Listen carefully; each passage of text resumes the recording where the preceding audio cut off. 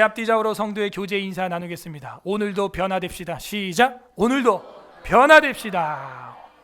네, 그것이 진정한 종교개혁입니다. 지난 주일에는 서원에서 재원까지라는 제목으로 전도서 5장에 하나님의 말씀을 들었습니다. 한 주간도 여러분이 하나님 앞에 손을 들어 했던 맹세와 서원들을 순종함으로 여러분의 재원의 복을 받는 은혜를 누리셨는지요?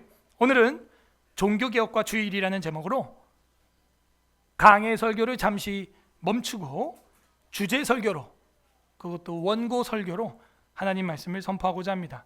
다 함께 따라하겠습니다. 종교개혁과 주일, 종교개혁과 주일. 우리는 주일에 개혁되고 있습니까? 수요일날 예배와 안식일의 교리 강해가 끝났습니다. 그 주일날 어떤 일이 일어나고 있습니까? 하나님의 말씀이 성실하게 선포되고 여러분은 그것을 정말 가감없이 사려 분별을 가지고 들으며 그 예배 가운데는 기도와 시편과 성례와 또 여러 가지 맹세와 서원들, 또 특별한 경우에는 오늘처럼 금식을 선포하기도 하고 여러 가지 집회로 적당히 모일 것이니라 라고 헌법에 또 우리 믿음의 교리에 적시되어 있습니다. 예배와 안식일에 우리는 정말 사모하고 있는가? 왜 사모해야 되냐면 여러분, 예배가 공식적으로 개혁될 수 있는 순간, 그 시간이 언제냐? 바로 공적 예배예요. 그리고 나서 사적 예배로 파송받아 가는 것입니다. 기본적으로 신앙생활하는 성도들을 제가 수년 동안 볼 때 누가 성장하고 믿음이 성화되고 하늘의 영원한 직분을 충성되게 감당하냐 보면 통상적으로 공예배를 성실하게 충성되게 예배하는 자입니다. 우리 헌법에 기록된 공예배는 무엇입니까? 수요일 예배와 주일 오전 예배와 주일 오후 예배라고 기록하고 있습니다. 여러분은 스스로를 어떻게 평가할 수 있습니까? 여러분은 모든 예배에서 신앙이 평가되는 것입니다. 그 예배 안에는 종합 신앙 성적표가 들어있어요. 설교 말씀과 기도와 찬양과 성찬과 성도의 교제와 하나님 앞에 적용하여 살아가는 순종의 삶, 그게 공적 예배입니다. 예배는 여러분의 신앙을 종합 진찰할 수 있는 표준입니다. 7일의 하루는 그리하여 예배하라고 10계명에 아예 써주셨어요. 여러분, 10계명은 무엇입니까? 최소한의 계명 아니겠어요? 모든 계명의 원리입니다. 안식일 규례는 여러분이 생각할 때 어떤 법 같습니까? 웨스트민스터 신앙고백서에서 하나님의 율법을 공부할 때 하나님의 말씀은 어떻게 파트가 나눠져 있습니까? 질문을 하는데 한 사람만 대답을 하고 있습니다. 옆 사람한테 이야기해 주세요. 하나님의 법은 이렇게 나눠져 있다. 시작. 이렇게 말하면 안 되죠. 방금 성도가 말한 것처럼 이야기를 해야지. 하나님의 말씀은 이렇게 말하면 어떡합니까? 도덕법과 사법법과 의식법과 보건법과 그렇게 나누어졌다라고 말을 해야죠. 여러분이 아직도 신앙생활에 있어서 배워야 할 게 얼마나 많은지요. 12년을 제가 강의라고 설교를 해도 이게 입으로 뱉어지지가 않는 거예요. 그럼 그건 내 신앙이 아닙니다. 세상의 아인슈타인도 설명할 수 없는 지식은 내 지식이 아니라 그랬어요. 암기되지 않은 지식은 내 지식이 아니랍니다. 기본으로 암기입니다. 암기. 그러면 여러분이 생각할 때 살인하지 말라, 간음하지 말라, 도둑질하지 말라, 거짓말하지 말라, 탐내지 말라는 그 하나님의 율법 중에 어떤 법에 해당하는 것 같아요? 네? 도덕법이죠. 그러면은 또 묻겠습니다. 그 가운데 껴있는 안식일을 거룩히 지켜라. 이 법은 어디에 껴있는, 어디에 속하는 법 같습니까? 어떤 분들은 이제 의식법 이랬어요. 의식법이라면 이제 지킬 필요도 없는 거예요. 우리가 이렇게 모일 필요도 없는 것입니다. 그런데 안식일 규례는 도덕법이에요. 여러분, 신앙 도덕에 문제가 있는 분들이 이 예배 빠지는 겁니다. 됐죠. G.I. 윌리엄슨 교수님께서도 그 웨스트민스터 신앙고백서 강해 해설에서 그와 같이 기록하고 있습니다. 예배와 안식일에 문제가 있는 성도는 의식이 문제가 있는 게 아니다. 도덕에 문제가 있는 것이다. 그 사람은. 왜냐하면 하나님 앞에서 내가 그리스도의 피로 속죄함 받은 인간이라면 어떻게 그 시간을 자기가 쓸 수 있냐 이거예요. 그건 윤리와 도덕에 문제 있는 인간입니다. 오늘 종교개혁 기념 감사주일에 개혁되기를 바랍니다. 많은 시간을 원하지 않아요. 시간의 11조도 아니에요. 그거는 11조 분량도 안 돼요. 수요일날 한두 시간, 주일날 성수, 그게 여러분 일주일 시간에 비할 바입니까? 더 많은 시간을 여러분이 주도하고 있잖아요. 그러므로 예배와 안식일 이 규례는 도덕법입니다. 내가 하나님 앞에서 어떻게 살 것인가. 두 번째는 내가 주일날 쉬지 않으므로 내 집에 있는 몸종들과 또 종업원들과 심지어 소떼와 양떼까지도 쉬지 못하게 만드는 농경사회의 폐해를 하나님은 아시고 최소한 7일의 하루는 쉼을 누리도록 허락하셨고 그 한 번의 달콤한 쉼을 통하여 영원한 천국의 안식을 사모하게 만드는 놀라운 하나님의 계명입니다. 쉬어야 되는 거예요. 개혁되어야 하는 것입니다. 근데 이 개혁이 어디서 일어나냐? 주일날 일어나는 거예요. 주일날. 그래서 오늘 제목을 종교개혁과 주일 이렇게 했습니다. 오늘 설교 말씀에는 주일날 일어났던 개혁을 기록하고 있고 제가 원고 설교를 할 겁니다. 어떻게 우리는 주일날 개혁이 일어났다는 것을 알 수 있을까요? 오늘 말씀은 그 비밀을 여러분에게 계시해 줄 것입니다.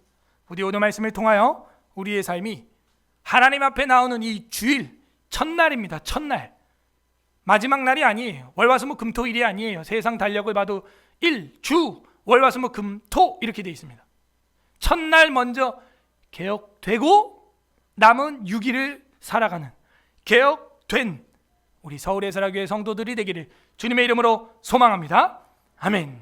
우리는 리포밍 디올로지가 아닙니다. 리포밍 철치가 아니에요.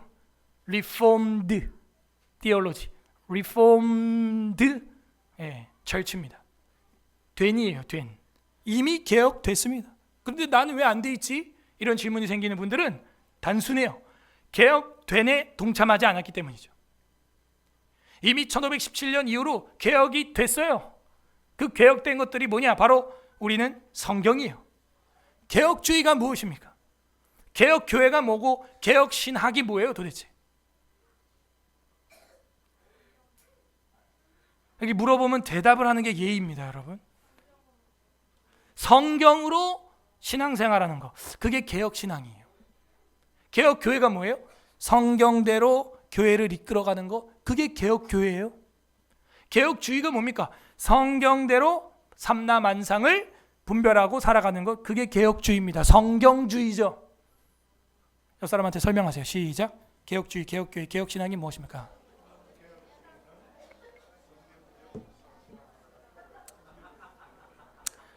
그렇게 웃는 건 개혁신앙이 아닙니다. 이런 거부터 여러분이 개혁이 되셔야 됩니다. 말하지 못하는 전도자, 그런 사람은 없어요. 전하지 않으면 누가 들으리요? 듣지 못하면 어떻게 부르리요? 부르지 못하는데 어떻게 은혜를 받겠습니까? 여러분이 설악산 단풍 구경을 가서 야호! 어제 청계산 가서 야호를 해도 날아가는 까마귀가 듣습니다. 여러분이 외치면 누군가 들어요. 하다못해 날아가는 비둘기도 들어요. 하물며 하나님의 형상인 성도분들, 여러분들이 외치는데 안 듣겠습니까? 어제 가니까 불신자들도 뭐 막걸리 거하게 취해가지고 그냥 왜야! 시끄러워갖고 밥을 못 먹어 진짜. 제가 그래서 물었어요. 제가 좀 늦게 왔는데 혹시 우리 식기도할 때 저렇게 했습니까? 안 했대. 저렇게 해야죠. 식기도할 때 예수님의 이름으로 기도합니다. 아멘. 다 같이 막 아멘! 예수님을 위하여! 위하여! 막 밥 먹는 1시간 내내 막 고함을 치는데요, 한 번으로 안 끝나요. 그 사람들이 뭐가 그렇게 신이 났는지. 우리 예수 믿는 사람들 어떻게 해야 됩니까? 청년부 밥 먹을 때나 차 마실 때도 식당에서 이제 서서 기도합니다. 서서 그냥. 어제 청년부 모임도 있었는데 닭백숙을 앞에 두고 점심에 또 오리백숙 먹고 백숙만 먹다가 어제 아주 기름져졌습니다. 제가 하나님 앞에서 감사하고 기도하고 그러려고 모인 겁니다. 우리가 맞죠? 백숙 먹으려고 모였습니까? 아니죠. 하나님 앞에 기도하고 연합하고, 그죠? 하나의 교회됨을 확인하고 그러려고 모인 겁니다. 얼마나 좋아요. 오늘도 그 날이 이제 전국 교회 연합으로 이루어지는 겁니다. 감사한 일이죠. 너무 많이 와서 지금 여의도 국회의사당 앞에도 이제 집회허가를 경찰들이 내줬고, 지금 우리는 제일 뒤에 후방 숭례문에 모인다고 해도 거기도 지금 치열합니다. 그리고 청와대 앞까지도 집회허가를 다 받았어요. 어차피 청와대 대통령이 있지 않기 때문에. 그리고 경복궁 동쪽 그쪽도 도로, 경복궁 도로 다 허가를 받았습니다. 근데 우리는 공지가 이미 우리는 17번 섹터로 제가 했기 때문에 거기서 이제 모이는 걸로 할 겁니다. 연합됨이에요. 하나됨이에요. 삼일체 존재 방식을 여러분들은 웨스트민스터 신앙고백서에서 배웠습니다. 어떻게 존재하고 계시고 어떤 성품을 갖고 계십니까? 네, 일체로 존재하고 계십니다. 하나로 존재하시죠. 그래서 예수님은 요한복음에서 대제사장적 기도에서 우리가 하나인 것처럼 저들도 하나 되게 하옵소서. 저는 그래서 교회가 하나 되는 역사는 이거는 엄청난 개혁으로 봅니다. 보십시오. 한국 교회가 얼마나 분열이 많았는지, 교단과 교파가 얼마나 많습니까? 뭐 침례교도들, 제세례파들은 물에 안 담근다 그래서 파를 만들어 버리고, 또 악기를 안 쓰고 싶다 그래서 무악기파라는 파가 또 있어요. 고소를 한다 안 한다 해서 고소, 반고소, 고려파 이런 게 고신 측에 또 있습니다. 조금만 있으면 막 다 쪼개버려요. 자기들의 목사는 감독자라 그래서 감리교가 생기고요, 장로의 정치가 맞다 그래서 장로회가 생깁니다. 여러분, 목사의 직분이 장로요. 그 장로가 하는 행동이 감독자예요. 그 정리가 안 돼 갖고 그걸로 그렇게 교단이 갈라지고, 성결해야 된다 그래서 성결고가 생기고. 근데 이 장로교 안에 또 들어와 보면 어떻게 돼 있어요? 또 이 장로교가 한 100개로 갈라져 있습니다. 합동, 통합, 백석, 대신, 개혁, 합신. 와, 합동 뭐 외우지도 못해요. 예? 뭐 예장 뭐 해서 100개가 넘어요. 장로교만. 개혁주의로 한다는 교파만, 교단만 100개가 넘습니다. 이런 시국에서 거룩한 성경 말씀대로 자녀를 키우고 성경적 남녀 윤리관을 지켜야 한다는 그 교리의 하나됨을 통하여 교회의 하나임을 확인하는 순간, 이게 2024년 10월 27일입니다. 제가 늘 외쳤던 거예요. 교리의 하나됨이 없이는 교회의 하나임을 확인할 수가 없습니다. 물론 지금 오늘의 집회가 개혁주의 모임은 아닙니다. 로잔처럼 뭐겠어요? 무슨 교회 연합이겠어요? 주의상? 복음주의죠. 복음주의. 여러분이 세가족 교육 시간에 개신교와 복음주의와 개혁주의를 공부했습니까? 설명할 수 있습니까? 복음주의와 개혁주의 차이를? 지금 시킬까봐 지금 긴장하고 있습니까? 자, 옆 사람에게 설명하시오. 복음주의와 개혁주의 차이를. 시작. 평생을 다녀도 설명이 안 돼요.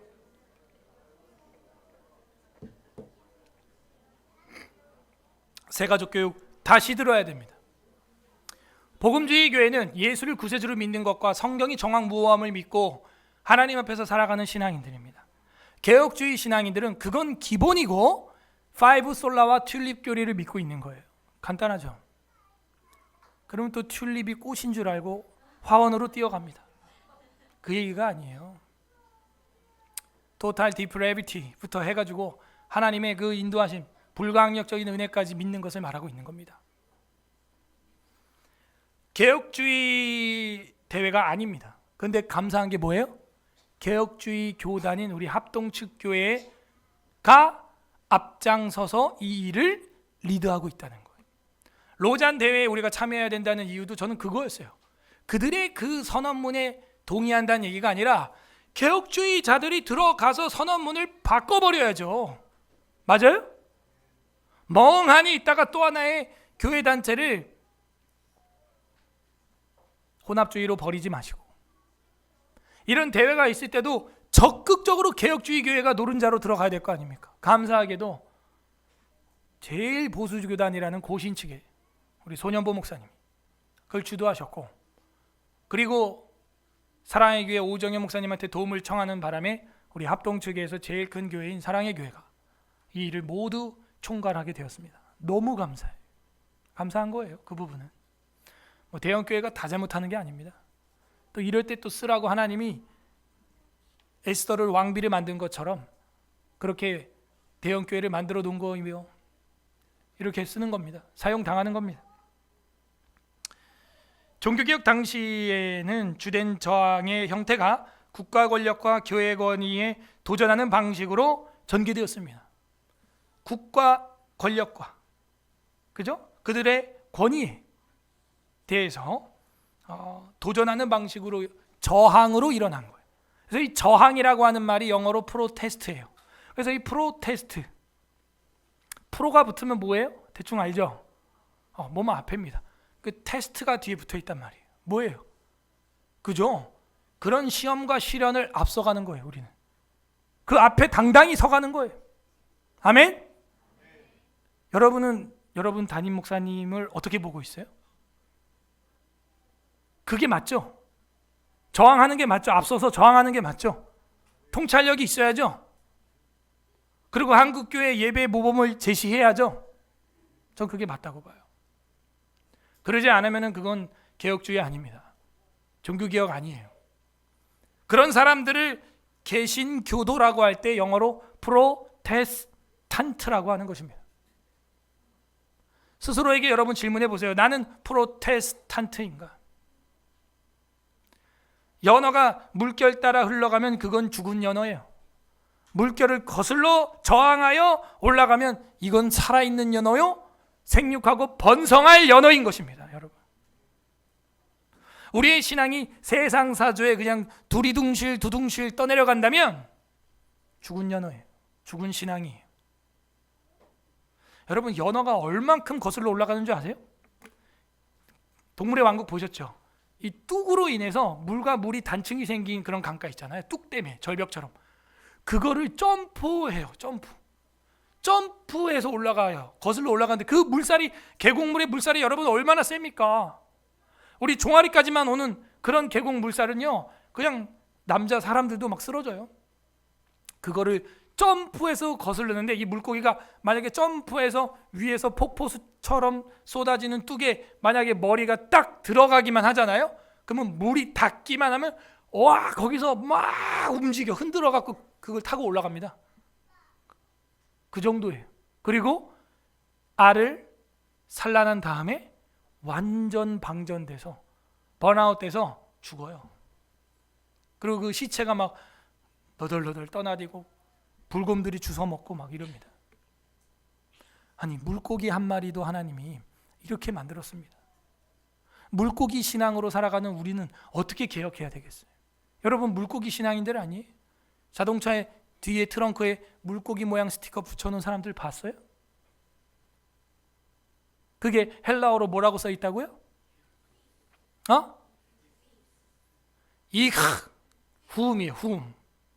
이흐 해봐요. 이흐.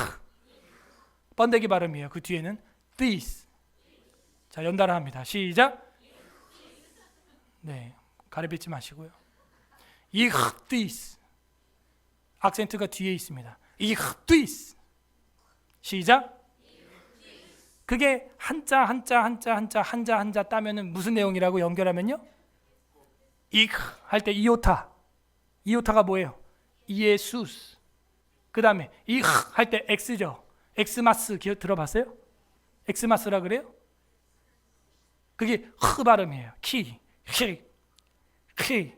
그러면은 크리스투 이렇게 되는 거예요. 예수스 크리스투. 그 다음에 번데기 발음은 뭐예요? 데우스. 데우가 뭐예요? 하나님이죠.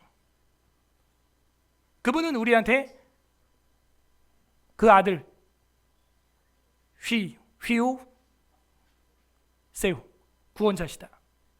예수 그리스도는 하나님의 아들이며 우리의 구원자다라는 약자를 만들어 보니까 물고기라고 하는 헬라어가 나온 거예요. 그래서 그걸로 카타콤에다가 지시 방향 표시로 물고기 머리 모양대로 머리가 많이 넘어간 쪽으로 이제 카타콤 동굴에서 지도가 된 것입니다. 방향 지시표가 된 거예요. 그렇게 살아가는 것입니다. 그게 우리예요. 정말 그런 거슬러 올라가는 연어처럼 강력한 물고기 신앙이 우리 안에 탑재되어 있기를 바랍니다. 그 거스르는 저항의 신앙이 없이는요, 다음 세대 생육하고 번성하는 그런 일, 신앙의 영적 산란 없어요. 그런 거 목숨 걸고 이 흑두이스 그 그리스도를 하나님으로 알고 저항해야 되는 것입니다. 종교개혁자들은 주일에 행한 설교나 집회가 당시 국가 정책에 반대하는 중요한 역할로 사용됐던 것을 우리는 몇 가지 사례를 통해서 알 수 있습니다. 왜 주일날 정치 선동을 하냐? 종교개혁자들이 그렇게 했습니다. 주일날 그것도 설교 시간에 강단에서 했어요. 왜? 국가의 권력으로 교회의 권위를 무너뜨리려고 했기 때문이죠. 첫 번째, 마틴 루터입니다.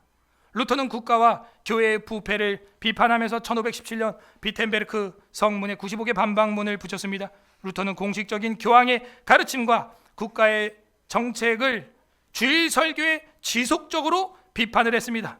루터는 주일 예배에서 면죄부 판매나 교회의 권위의 남용이나 성경 해석의 왜곡을 비판하는 설교를 하여 많은 사람들에게 영향을 끼쳤죠.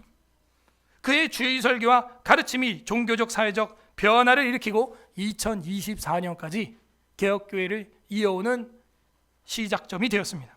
두 번째, 존 칼빈은 어떻게 했을까요? 제네바에서 존 칼빈은 주일 예배를 통해서 국가와 교회의 정책까지 비판하는 설교를 많이 했습니다. 그의 주석서의 서문에는 전부 그 리더들에게 보내는 편지라고 밝히고 있어요. 총독들, 왕들, 대제들 그런들한테 보내는 거였어요. 존 칼빈은 성경의 가르침에 근거해서 교회의 개혁을 주장했고 교회의 권위가 성경을 떠난 국가적 정책에 대해 저항해야 한다고 설파했습니다. 존 칼빈은 그의 가르침이 주일 설교를 통해서 가장 많이 확산이 되었고 그것이 칼빈의 주석이 되었어요. 제 방에도 있는데요. 그 주석이 뭐 한 양팔로 벌려서 겨우 잡을 수 있을 정도입니다. 그의 신학적 교리는 결국 제네바의 기독교 공화국으로 형성되는 데 기여했습니다. 공화국이 뭔지 아시죠? 3권이 분립되어 있는 것입니다. 사실 그의 저항은 주로 가르침과 신학적 글을 통해서 이루어졌어요. 가르침. 왜냐하면 그 당시에는 인터넷, 컴퓨터 이런 게 없기 때문에 글을 한번 써놓으면 자기가 자는 시간에도 이 글이 복사돼서 퍼지니까. 칼빈이 오늘날 있었다면, 목회를 했다면 아마 에스라 TV를 했을 거예요. 네. 유튜브를 했을 겁니다. 글을, SNS를 많이 써놨을 거예요. 세 번째, 우일리 츠빙글리는 어떻게 했을까요? 이 츠빙글리 역시 주일 설교의 교회의 부패와 국가 정책을 강하게 비판하는 인물로 아주 유명합니다. 스위스에서 그는 면죄부 판매와 국가와 교회의 타락에 대해 주일 설교 중에 많은 비판을 쏟아냈습니다. 성경을 강조하는 개혁적 신앙을 주장했어요. 츠빙글리는 그 설교에서 성경적 교리에 반대되는 국가 정책에 대해서 강력하게 저항, 프로테스트 하는 목소리를 담고 있었습니다. 그의 주일 설교는 주로 신학적 변화를 이끄는 힘이 있었고 그 결과 스위스에서 종교개혁 운동이 촉발되게 되었어요. 주일 설교가 핵심이었어요. 네 번째, 종교개혁 이후의 아나베프티스트들의 운동들입니다. 이 아나베프티스트들은 우리가 소위 알고 있는 제세례파들이고 침례교도들의 조상이라고 생각하면 되겠어요. 그들의 교리를 전 다 수긍하는 건 아닙니다. 그러나 아나베프티스트들은 종교개혁 이후 급진적인 개혁을 추구하면서 국가와 교회가 결합된 기존의 체제를 반대했습니다. 정교 구분을 외친 거죠. 이들은 세례나 군복무 거부, 국가에 의한 교회 통제 반대 등 국가의 정책에 대한 저항을 주일 모임을 통해서 표현했습니다. 아나베프티스트들은 주일에 모여 성경을 연구하고 예배를 드리며 국가와 교회의 부패에 반대하는 행동을 취했습니다. 그들의 저항은 종종 박해로 이어졌고 아나베프티스트들이 모여 주일 예배를 드리는 것 자체가 국가에 대한 저항의 형태로 인식되기도 했습니다. 예배 자체를 저항으로 본 거예요. 이러한 종교개혁자들의 활동은 주일 설교와 예배가 국가나 교회의 잘못된 정책을 비판하고 개혁의 불씨를 당기는 중요한 역할을 했음을 보여주고 있어요. 이처럼 주일에 이루어진 설교와 가르침이 종교적 그리고 사회적 저항의 근본적인 출발점이 되었던 것입니다. 그런 차원에서 2024 10월 27일의 연합예배와 큰 기도회는 지극히 개혁주의적이라고 할 수 있어요. 예수께서 그들에게 이르시되 내가 너희에게 묻노니 안식일에 선을 행하는 것과 악을 행하는 것, 생명을 구하는 것과 죽이는 것 어느 것이 옳으냐? 안식일 날인데. 하물며 하나님의 나라와 교회와 반성경적인 일에 저항하는 것은 지극히 정상적인 생활이라고 할 수 있습니다. 대한민국 국회에서 일명 야당으로 불리는 민주당과 그 밖의 위성 정당들은 포괄적 차별금지법을 통과시키기 위해서 혈안이 되어 있어요. 왜냐? 그 이유는 안토니오 그람시와 같은 문화적 헤게모니를 자신들이 주도하기 위해서, 자기들이 패권을 잡기 위해서 하는 목적이 있기 때문이죠.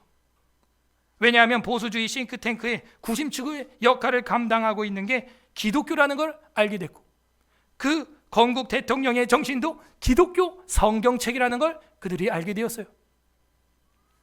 그래서 기독교회를 해체하고자 하는 아젠다에서 동성연애자들의 성적 취향을 빌미로 개별적 차별금지법이 뻔히 있음에도 불구하고 포괄적 차별금지법이라고 하는 새로운 차별금지법을 만들어 내게 된 것입니다.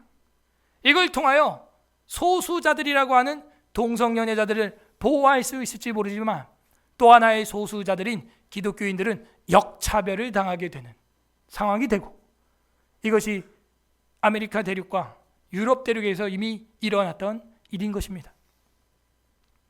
그러므로 2024년 대한민국 교회에서 범교단적으로 일어나는 10월 27일 종교개혁 기념 감사 연합예배와 큰 기도회는 피할 수 없는 현상이 되고 말았고 저항적 색깔을 띌 수밖에 없게 되었습니다.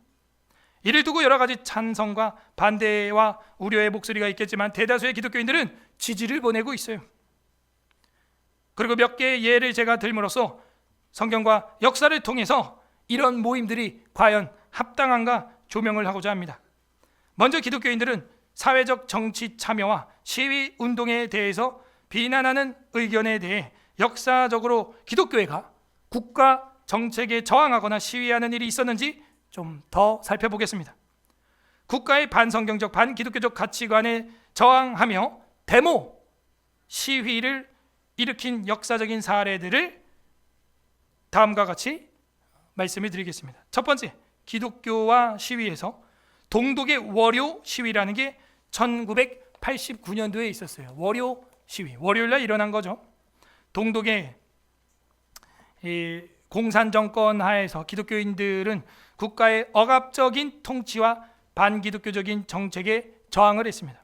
그 중에서도 라이프치히에서 매주 월요일날 열린 기도 모임과 시위는 동독의 공산주의 정권에 대한 평화적인 저항의 상징이었어요. 그러므로 큰 기도회로 모인다는 것은 지극히 정상적입니다. 이 시위는 나중에 동독 정부의 붕괴와 베를린 장벽이 무너지는 결정적인 순간으로 이어졌죠. 독일도 우리나라처럼 분단 국가였는데 하나 됐잖아요. 어렸을 때 저는 그 뉴스를 봤습니다. 많은 기독교인들이 이 운동에 참여했으며 교회는 저항 운동의 중심지 역할을 하게 되었습니다. 우리나라도 그렇게 복음으로 기도로 통일되길 바랍니다. 여러분이 그렇게 하지 않으면 통일되지 않아요. 두 번째, 폴란드의 솔리다르노시 운동, 1980년대에 있었던 운동입니다. 폴란드에서 공산주의 정권에 반대해서 일어난 노동운동인 솔리다르노시라는 말은 연대라는 뜻입니다. 이 운동은 가톨릭 교회를 지원을 받았고 많은 기독교인들은 참여했어요. 와우! 아니, 로마 가톨릭이 하는 일에 개신교도들이 참여했다는 거예요. 당시 교황 바오로 2세 역시 이 운동을 지지하며 폴란드에서 변화에 큰 영향을 미쳤습니다. 이 운동은 폴란드 공산 정권의 몰락에 기여하게 되었어요. 기독교 신앙인들이 국가의 반기독교적 정책에 대한 저항의 중요한 동력이 되었습니다. 개신교도들이 솔리다르노시 운동에 일부 참여하게 되었어요. 비록 폴란드에서 개신교 신자들은 소수였지만 그들 역시 공산주의 정권에 저항하고 자유와 민주주의를 추구하고 하자 하는 그 같은 생각으로 운동에 참여하게 된 겁니다. 당시 개혁교회의 상대적으로 작은 규모였지만 종교적 자유와 인권을 중시하는 신앙적 가치를 바탕으로 솔리다르노시 운동의 정신에 동참하게 된 거예요. 개신교도들이 직접적인 주도 세력은 아니었습니다만 개신교도들도 프로테스탄트들도 가톨릭 신자들과 함께 공산주의 정권의 종교 탄압에 맞서서 싸우는 것은 지극히 시급한 일로 판단한 것입니다. 그럴 땐 함께 합쳐야 되는 거죠. 폴란드 공산 정권은 종교의 자유를 제한하고 교회의 활동을 억압했기 때문에 개신교 신자들도 이러한 억압에 저항하는 가톨릭의 연대 운동에 참여하게 된 것입니다. 하물며 우리 개혁주의 교회가 주도하는 12.7 집회야 두말할 나위가 없는 거죠. 세 번째, 남아프리카 공화국의 반아파르트헤이트 운동. 이 아파르트헤이트라는 것은 인종차별을 말하는 겁니다. 1960년대에서 90년대에 있었던 일입니다. 남아프리카 공화국의 아파르트헤이트 인종차별 정책에 저항하는 운동에는 많은 기독교 지도자들이 교회와 함께 관여하였습니다. 특히 데스몬드 투투 대주교, 이 대주교는 로마 가톨릭 대주교를 말하는 게 아닙니다. 개신교도들 중에도 대주교 직분을 유지하고 있는 교단이 있는데 성공회라고 들어봤어요? 그 성공회는 가톨릭이 아닙니다. 개신교단으로 분류되는데 그 직분 명칭을 목사, 장로, 권사라고 하지 않고 아직도 대주교, 주교라고 신부라고 표현을 합니다. 그 데스몬드 투투 대주교의 비폭력 저항을 주도하면서 기독교 신앙을 바탕으로 인종차별에 대해서 반대 목소리를 높였습니다. 투투와 같은 인물들은 성경적 정의와 평등의 가치를 강조하며 아파르트헤이트 정책이 기독교 신앙에 반하는 것이라고 주장했어요. 맞죠? 그래서 우리는 흑인, 노예, 여자, 남녀 이런 거에 대해 차별하지 않잖아요. 이 기독교 정신입니다. 네 번째, 한국의 4.19 혁명 1960년도에 있었습니다. 1960년대 대한민국에서 일어난 4.19 혁명은 이승만 정부의 정치와 부통령 이기붕 시장이 부정선거를 함으로써 이에 반대하는 저항 국민운동이었습니다. 당시 많은 기독교인들이 이 운동에 참여했고 민주주의와 정의를 외치는 기독교 단체들이 주도적으로 시위를 이끌었어요. 교회는 반부패 그리고 반성경적인 일에 대하여 목소리를 내며 국가의 비도덕적인 정책에 저항을 했습니다. 이게 4.19예요. 이러한 사례들은 기독교 신앙이 사회정의와 결합되어 국가의 반성경적, 반기독교적 정책에 저항한 역사적 사건들입니다. 하필이면 이것을 주일날 해야 되는가에 대한 문제에 대해서 이야기하겠습니다. 동독의 월요 시위는 본래 월요일에 열렸지만 이 시위의 시작된 계기는 교회에서의 주일 기도 모임이었습니다. 당시의 기독교인들은 주일에 모여서 정권의 억압에 대해 기도를 했고 그 모임이 월요일, 다음 날이 월요일이다 보니까 다음 날 월요일까지 쳤습니다. 교회는 저항의 중심지였기 때문에 주일 예배 후에도 관련 활동이나 시위가 이어지는 경우가 있었습니다. 2024년 12.7 대회는 이와 같이 연합 예배와 큰 기도회로 시작됐다는 점에서 역사적 유사성을 가지고 있습니다. 폴란드의 소리다르노시 운동도 마찬가지입니다. 가톨릭 신앙이 깊은 영향을 미쳤기 때문에 교회에서의 주일 미사죠. 그들은 미사, 개혁교회의 예배, 이 시간이 운동의 주요 부분이었습니다. 주일에 많은 신자들이 미사에 참석한 후에 저항운동에 참여하거나 교회가 주일에 운동의 메시지를 전파하는 장소로 활용되기도 했습니다. 특히 교황 바오로 2세의 방문이 주일에 이루어지면서 신자들이 대규모로 모여 저항의 의지를 다지는 경우도 있었습니다. 개신교 교회는 종교의 자유와 인권을 중요시하는 메시지를 전달하며 운동을 도덕적으로 지지했습니다. 이는 가톨릭 신앙과의 차이에도 불구하고 종교의 자유와 민주주의라는 공통의 가치를 중심으로 연대하는 기도회가 되었습니다. 폴란드에서 개신교 공동체가 있는 일부 지역에서는 개신교 지도자들이 운동에 참여해서 노동자들과 함께 공상 정권에 저항하는 데 동참했습니다. 반아파르트헤이트 운동도 마찬가지입니다. 남아프리카 공화국에서 기독교 지도자들은 주일 예배에서 아파르트헤이트에 대해 반대 메시지를 전하는 경우가 많았습니다. 데스몬드 투투 대주교는 예배 중에 직접적으로 아파르트헤이트 정책을 비판하면서 정의와 평화를 촉구했습니다. 이로 인해서 주일 예배 후에도 종종 평화 시위나 저항 활동이 이어졌습니다. 대한민국의 4.19 혁명도 마찬가지입니다. 4.19 혁명도 당시에는 주일에도 시위가 지속되거나 그와 관련된 집회가 교회에서 열리는 경우가 많았습니다. 많은 교회들은 기독교 단체들이 부패와 정치에 반대하는 목소리를 내며 주일 예배에서 저항의 필요성을 강조한 후 교인들이 시위에 참여하기도 했습니다. 이처럼 기독교 신앙과 연합된 저항 운동들은 종종 주일에 영향을 미쳤으며 주일 예배나 모임이 시위와 결합되는 경우가 많았습니다.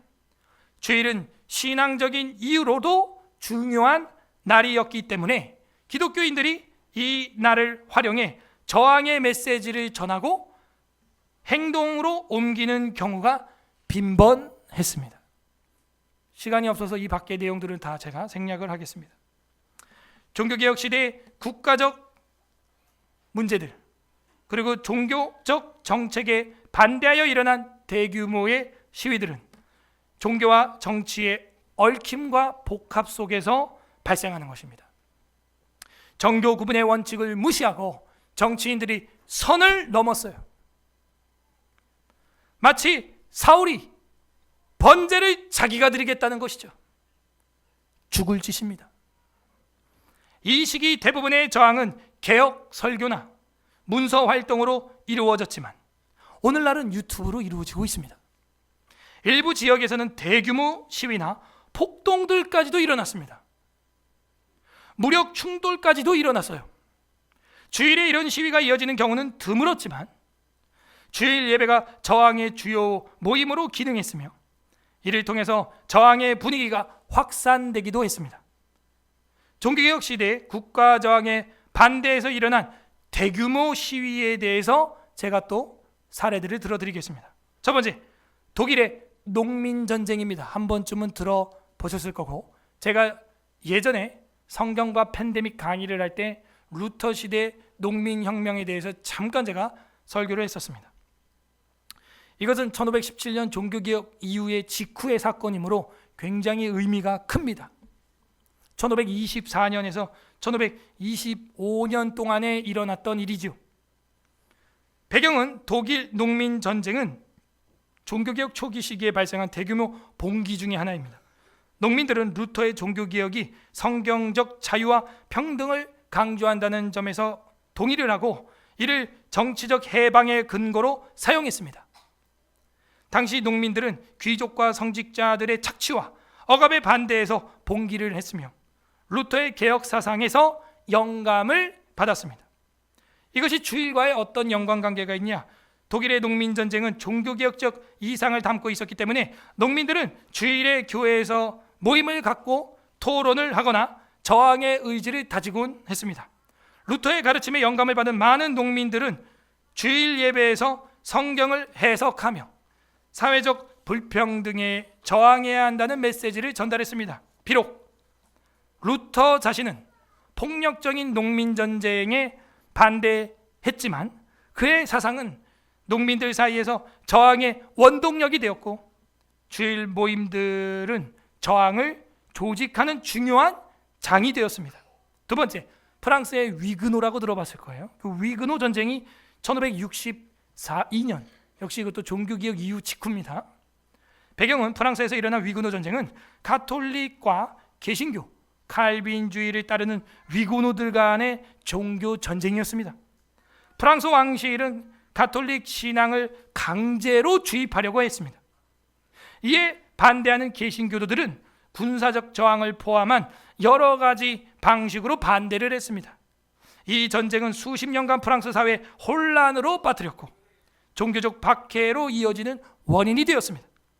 주일과의 연관관계는 위그노들은 주일 예배를 통해서 개신교 신앙을 유지하고 국가 정책에 대한 저항을 다졌습니다.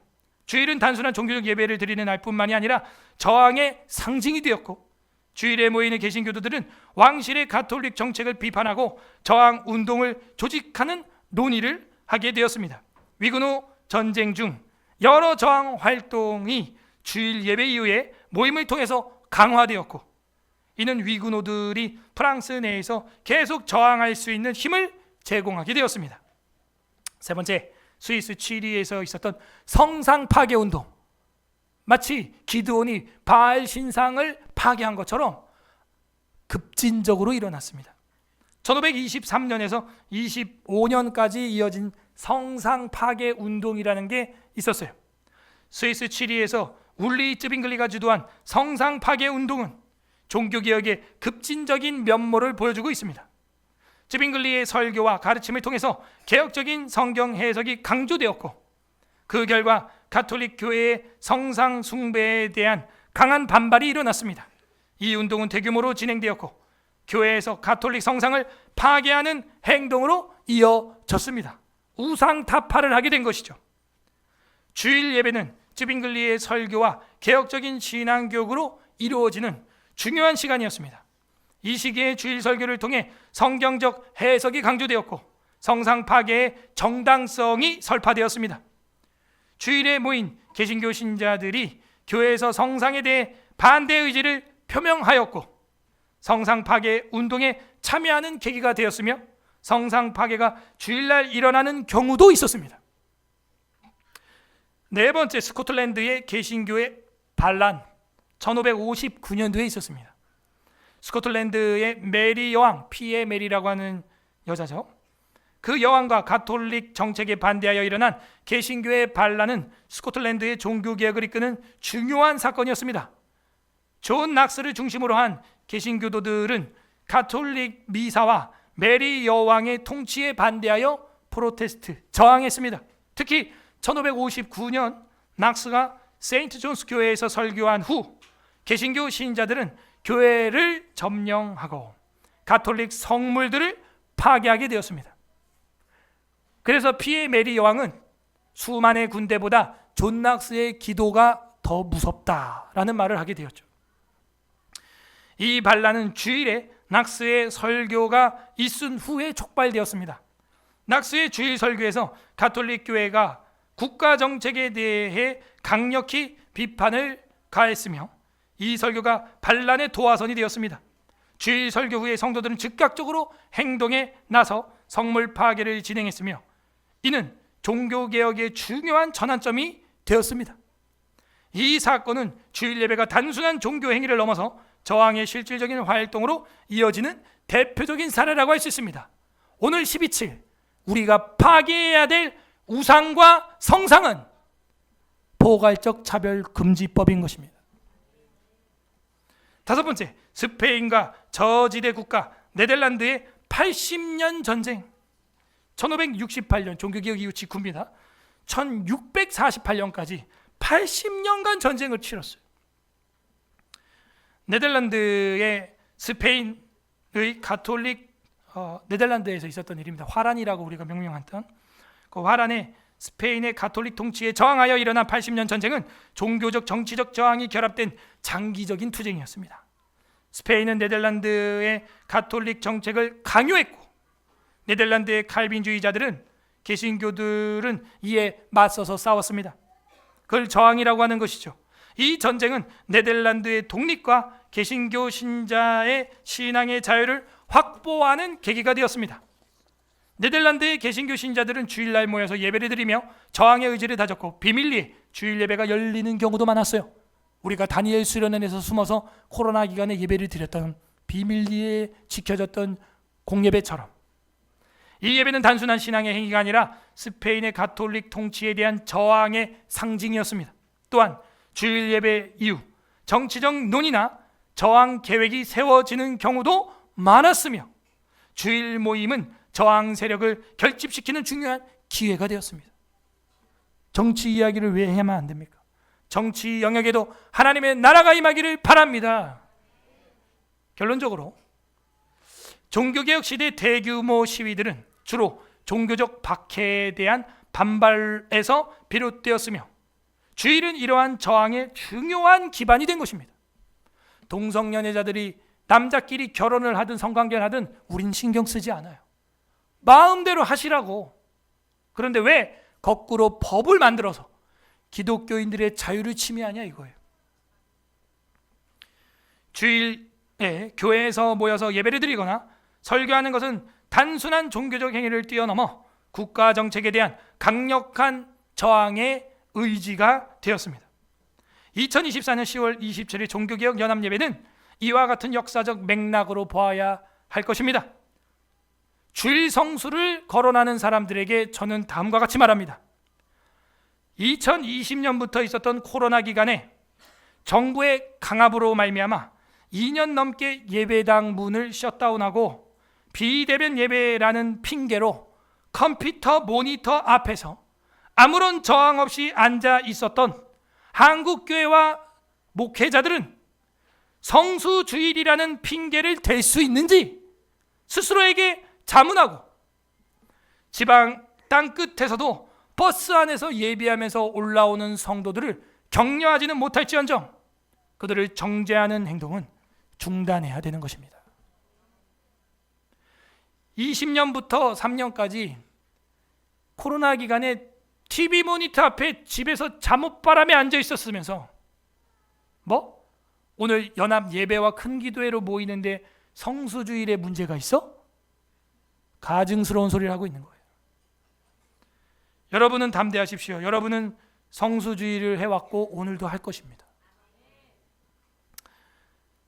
개신교도 프로테스탄트들의 마땅한 신앙적 저항, 프로테스트는 오늘 그렇게 반드시 이루어져야 하는 것입니다. 웨스트민스터 신앙고백서의 고백을 보게 되면 국가의 위정자들에 대해서 다음과 같이 이야기를 하고 있습니다. 23장 국가의 위정자, 이런 파트가 왜 생겼겠어요? 제가 지금 한참 설교를 한 역사적 이 피해 흔적들, 이것들이 결집되어서 한 단어의 문장으로 만들어진 겁니다. 여러분 이걸 무겁게 받아야 돼요. 23장 국가 위정자에 대해서 제2항 그리스도인의 공직 문제. 그리스도인들이 공직자로 임명될 때 공직을 맡아 수행하는 것은 적법하다. 당연히 정치해야죠. 공직에 많이 나가길 바랍니다. 특별히 우리 학생들, 여러분들 정치인들 되시기 바랍니다. 적법하다. 그 직분에 종사함에 있어서 각 나라의 건전한 법률에 따라, 건전한 법률을 말하고 있습니다. 특별히 경건과 공의와 평화를 유지하도록 해야 된다. 자, 국가 위정자를 세우는 하나님의 이유가 뭐예요? 경건과 공의와 샬롬, 평화를 유지하라는 거예요. 근데 지금 경건이 없어요. 성경을 반대해요. 평화가 없죠. 소란스럽게 해요. 저 사람들은 표를 주면 안 됩니다. 그 목적을 위하여 지금 신약 시대에는 정당하고 필요한 경우에 전쟁을 일으키는 것은 정당하다, 이렇게 되어 있어요. 아까 위근호들이나 이런 반란들 우리가 봤죠? 정당하다는 거예요. 정당하다는 거예요. 근데 루터가 초기에 왜 동의를 못했느냐? 잘못된 두 왕국 이론을 루터가 지지했기 때문입니다. 세상 나라는 세상이 마음껏하게 내버려 두고 우리는 그냥 천국 이야기만 꽁냥꽁냥 하면 되는 거야.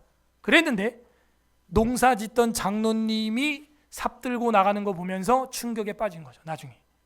그래서 루터의 두 왕국 이론은 수정됩니다. 하나님 나라 따로 국가 나라 따로가 아니구나. 손과 손등을 우리가 분리할 수 없는 것처럼, 손바닥과 손등을 분리할 수 없는 것처럼 하나구나, 이걸 깨닫게 돼요. 정당한 경우에는 전쟁을 일으킬 수 있는 것이 합당하다라는 게 여러분 교리예요. 그러니까 우리는 군대 가는 겁니다. 충성하는 겁니다. 순직하는 겁니다. 일사가고요. 일사가고요. 살고자 하는 자는 죽을 것이에요. 죽고자 하는 자는 살 것입니다. 예수님의 말씀입니다. 그러므로 우리는 하나님이 주신 이 국가에서 어떻게 살아야 되고 국가 위정자를 어떻게 감독해야 되는가 항상 예지주시하면서 그들을 위하여 기도해야 할 것입니다. 히브리서 9장 10절 다 같이 한번 보겠습니다. 관련 구절 히브리서 9장 10절. 히브리서 9장 10절 합독합니다. 362페이지 시작. 이런 것은 먹고 마시는 것과 여러 가지 씻는 것과 함께 육체의 예법일 뿐이며 개혁할 때까지 맡겨둔 것이니라. 아멘. 개혁이 무엇입니까? 그 다음 절 그리스도께서 장래 좋은 일의 대제사장으로서 오사 손으로 짓지 아니한 것 곧 이 창조에 속하지 아니하던 크고 온전한 장막으로 말미암아 염소와 송아지 피로 하지 아니하고 오직 자기의 피로 영원한 속죄를 이루사 단번에 성소에 들어가셨느니라. 아멘. 이게 개혁이에요. 예수 그리스도로 돌아가는 것, 성경으로 돌아가는 것, 그 전에 있던 건 모두 의식법, 예법이었다는 겁니다. 이 개혁의 때까지만 맡겨두었다 하는 거죠. 십자가는 개혁이었습니다. 오늘 읽었던 사도행전 13장 42절은 주일날, 그죠?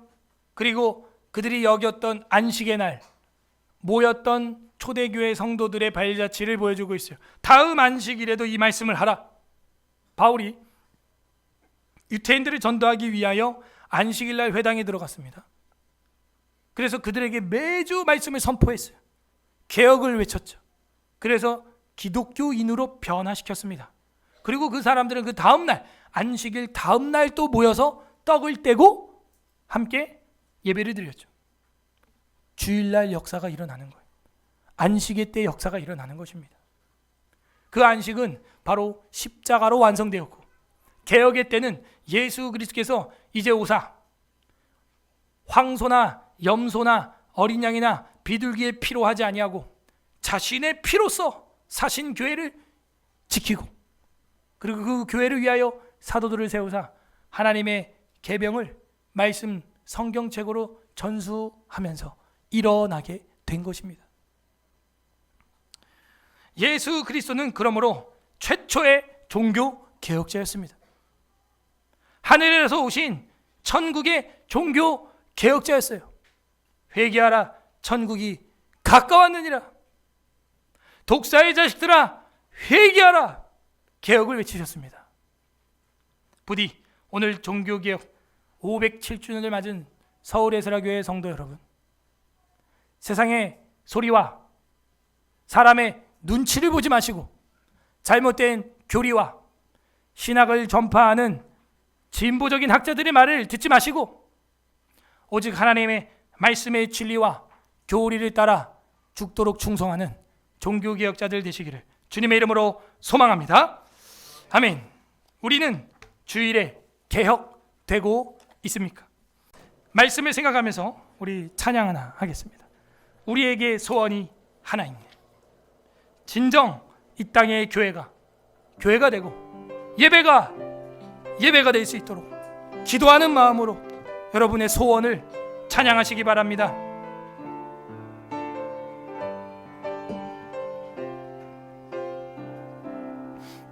우리에게 소원이 하나 있네.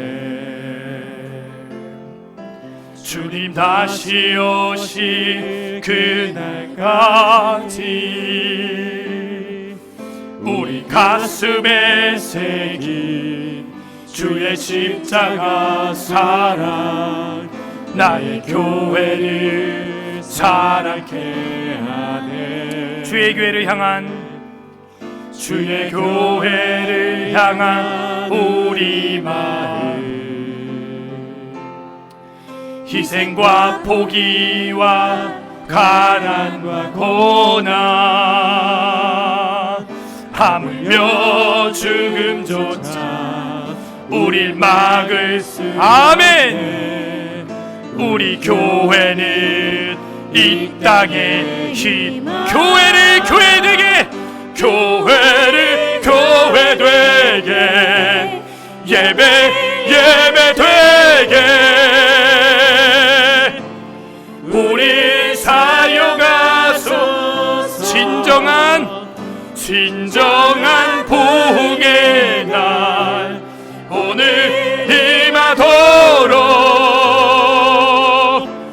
우리 사용하소서. 처음부터 고백합니다. 우리에게 소원이 하나 간절한 소원입니다. 주님 다시 오실 그날까지 우리 가슴에 새긴 주의 십자가 사랑 나의 교회를 사랑케 하네. 주의 교회를 향한 우리 마음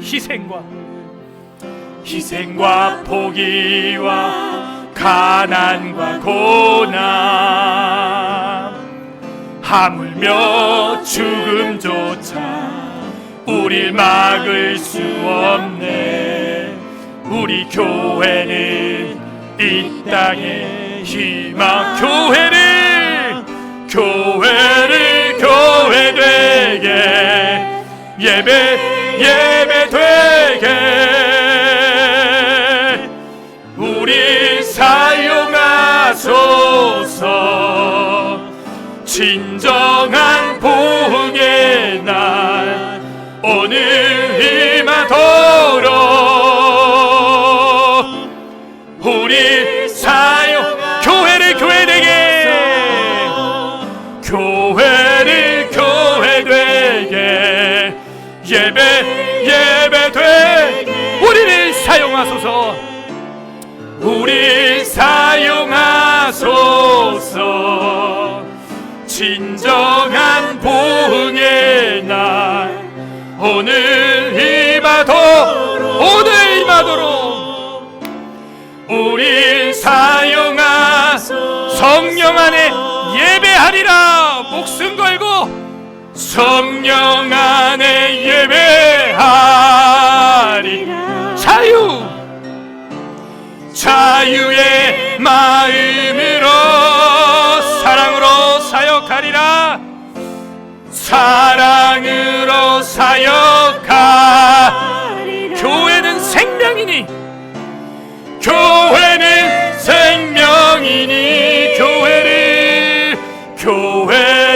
교회 되게 예배 되게 우리 사용하소서. 진정한 부흥의 날 오늘 임하도록 우릴 사용하소서. 우릴 사용하소서. 우릴 나를 사용하소서. 나를 사용하소서. 우리 말씀을 생각하면서 이 시간 기도합시다. 주님 감사합니다. 우리 한국교회 저항할 수 있는 믿음 주셔서 감사합니다. 세계의 교회가 이 포괄적 차별금지법으로 말미암아 무너지고 있는 상황에서 한국교회에게 깨어있는 리더들을 허락하여 주시고 교회를 허락하여 주시고 성경을 사랑하는 마음을 주시고 저항할 수 있는 행동하는 신앙을 주신 것 감사드립니다. 여러분 감사하시기를 바랍니다. 두 번째는 회개합시다. 우리가 머리로만 이론으로만 신학을 하고 손과 발을 꼼짝도 안 하고 살았던 것들, 우리 종교개혁자들은 목숨을 걸고 삽을 들고 뛰쳐나갔는데, 성상 파괴를 하면서 목숨 걸고 영적 전쟁을 했는데, 우리는 우리 앞에 놓여져 있는 이 우상들을 뻔히 보면서 방관하고 살았습니다. 용서하여 주시옵소서. 세 번째는 간구합시다. 오늘 우리의 12.7 기도회가 종교개혁의 시작점이 되게 하여 주시고 오늘 끝나는 것이 아니라 오늘 시작입니다. 이것이 80년 전쟁이 된다고 할지라도 포기하지 않게 하여 주시옵소서. 성령 하나님, 오늘 광장에 함께하사 이 광장 신학이 우리 안에 열매 맺게 하여 주시고 온전히 교회가 교회되고 예배가 예배될 수 있는 대한민국 되게 하여 주시옵소서. 끝으로 대한민국 교회를 역차별하는 법을 입법하는 자들을 주님 내려주시고 악법을 폐기하고 온전히 하나님을 경외하는 헌법이 준수되는 대한민국 되게 하여 주시옵소서. 우리 주님 한번 부르고 간절히 기도하겠습니다. 주님, 하나님 아버지 감사드립니다. 우리에게 저항할 수 있는 믿음을 주시고 신앙을 주시고 종교개혁 기념 감사주의를 허락하신 하나님 아버지 감사드립니다.